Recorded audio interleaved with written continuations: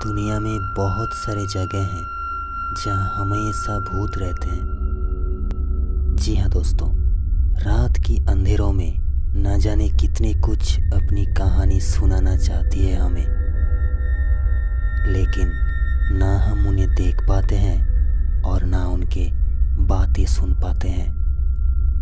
आइए आज हम आपको एक भूतिया हॉस्पिटल में ले चलते हैं। The best real horror story in Hindi, भूतिया हॉस्पिटल। आज मैं जो कहानी बताने जा रहा हूँ ये एक दिल दहला देने वाली कहानी है और साथ ही बहुत ही खौफनाक कहानी है। अगर आप भी भूतिया कहानी पसंद करते हैं तो शुभरात्रि चैनल को सब्सक्राइब कर दीजिए और डरते रहिए सूरज के साथ। तो चलिए दोस्तों, इस खौफनाक और मज़ेदार भूतिया हॉस्पिटल की शुरुआत करते हैं। दोस्तों, ये कहानी बिहार की एक बड़ी सिटी हॉस्पिटल में हुई एक खौफनाक घटना पर आधारित है।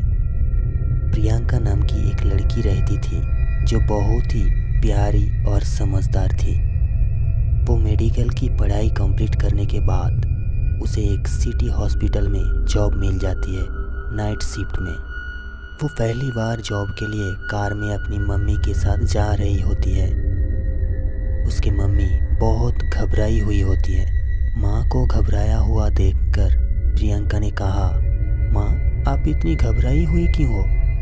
आपको तो आज खुश होना चाहिए क्योंकि आपकी बेटी आज पहली बार जॉब करने जा रही है। मम्मी ने बोली, ये बात सही है बेटी, पर जिस हॉस्पिटल में तू जॉब करने जा रही है वो सही नहीं है। दोस्तों, दरअसल प्रियंका को जिस हॉस्पिटल में जॉब मिला है उस हॉस्पिटल में कुछ दिन पहले ऑपरेशन रूम में एक औरत की मौत हो जाती है और उसके बाद हॉस्पिटल स्टाफ का कहना है रात 12 बजे के बाद तीसरी फ्लोर पर बहुत सारे आवाज़ें होते हैं, चीखने की, रोने की आवाज़ होते हैं और इसके लिए पूरी हॉस्पिटल स्टाफ डरते हैं।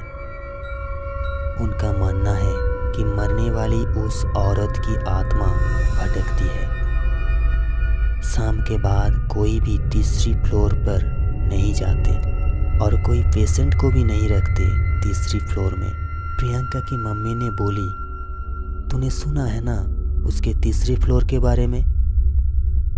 प्रियंका बोली, क्या मम्मी, अब भी ऐसा कुछ नहीं है। फिर प्रियंका अपनी माँ की बातों को नज़रअंदाज करते हुए हॉस्पिटल चली जाती है। उसकी पहला दिन बहुत अच्छे से कट रही थी। उसके साथ के लोग भी बहुत अच्छे थे। कुछ देर बाद प्रियंका एक नर्स से मिलती है।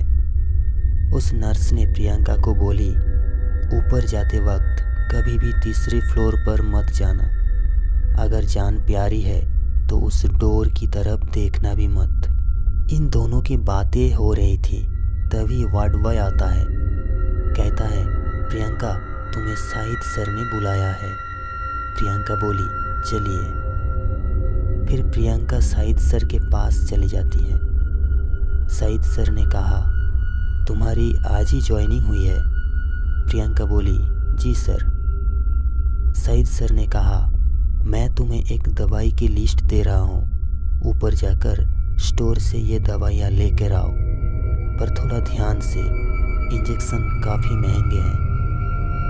प्रियंका बोली, जी सर, मैं अभी लाती हूँ। जब प्रियंका ऊपर स्टोर से दवाइयाँ लेकर सीढ़ियों से आ रही थी तो तीसरे फ्लोर पर आते ही उसके हाथ से दवाइयाँ गिर गई और कुछ इंजेक्शन लुढ़कते हुए दरवाजे के नीचे से फ्लोर में चले गए।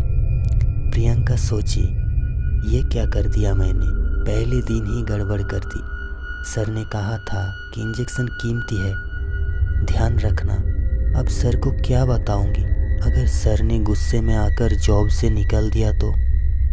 नहीं, मुझे जॉब से हाथ नहीं धोना है। मुझे किसी भी हालत में इंजेक्शन तो लाने ही होंगे।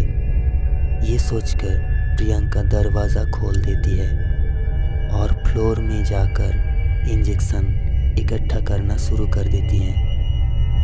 तभी कड़कड़ाती आवाज़ के साथ अचानक दरवाज़ा बंद हो जाता है। फिर पूरे फ्लोर पर पूरी तरह अंधेरा छा जाता है। फिर प्रियंका हड़बड़ाते हुए स्विच ऑन कर देती है। फिर एक छोटा सा बल्ब जलता है, वो भी झपकता हुआ। और तभी फ्लोर में किसी औरत की चीखने की आवाज़ें जोर जोर से आने लगते हैं और ठंडी हवाएं चलने लगता है। प्रियंका बहुत ज़्यादा डर जाती है। उसको कुछ समझ में नहीं आ रहा था कि उसके साथ क्या हो रहा है। फिर कुछ देर बाद फिर से चीखने की आवाज़ सुनाई देती है। फिर प्रियंका डरी डरी बोलती है, कौन है?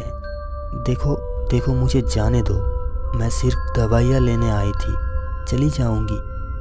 देखो देखो, मैं जा रही हूँ, मुझे कुछ मत करना प्लीज़। तभी प्रियंका जा ही रही थी, तभी अचानक फ्लोर का लाइट ऑफ हो गया और घोर अंधेरा हो गया। प्रियंका रोने लगती है। फिर अचानक से प्रियंका महसूस करती है कि अभी अभी कोई उसके पास से चला गया। प्रियंका डरते हुए दरवाज़ा खोलने की कोशिश करती है। तभी उसने सुनी पीछे से कोई उसके नाम से बुला रही है। प्रियंका कांपते हुए पीछे मुड़कर देखी तो अचानक एक कटा फटा चेहरा और खून से लथपथ एक औरत सामने आ जाती है और प्रियंका जोर से चीखने लगती है और अपनी पूरी ताकत से दरवाज़ा खोलने की कोशिश करती है, लेकिन वो दरवाज़ा नहीं खुली। वो डरावनी चेहरा धीरे धीरे प्रियंका के पास आने लगती है। उस डरावनी औरत ने एक कमरे की तरफ अपनी हाथ उठाकर इशारे करते हैं। प्रियंका के पास और कोई रास्ता नहीं है। वो मजबूर होकर उस कमरे के पास चली जाती है। उस कमरे की दरवाज़ा खोलते ही एक कुछ सड़ा हुआ बदबू से प्रियंका उल्टी करना शुरू कर देती है। फिर भी प्रियंका डर डर से कमरे की अंदर जाती है। जाके प्रियंका ने देखी ये एक ऑपरेशन रूम है, लेकिन कमरे की चारों तरफ कोई औरत की टूटी हुई चूड़ी और फटा हुआ कपड़ा पड़ी है और कुछ स्थान पर सूखा जमा हुआ खून पड़ी है। देख के ऐसा लगता है इस रूम में किसी औरत को बहुत बेरहमी से मारा गया है। प्रियंका ये सब सोच रही थी, तभी अचानक से फिर एक बार उस डरावनी कटा फटा हुआ चेहरा सामने आ जाती है। डर से प्रियंका बेहोश हो जाती है।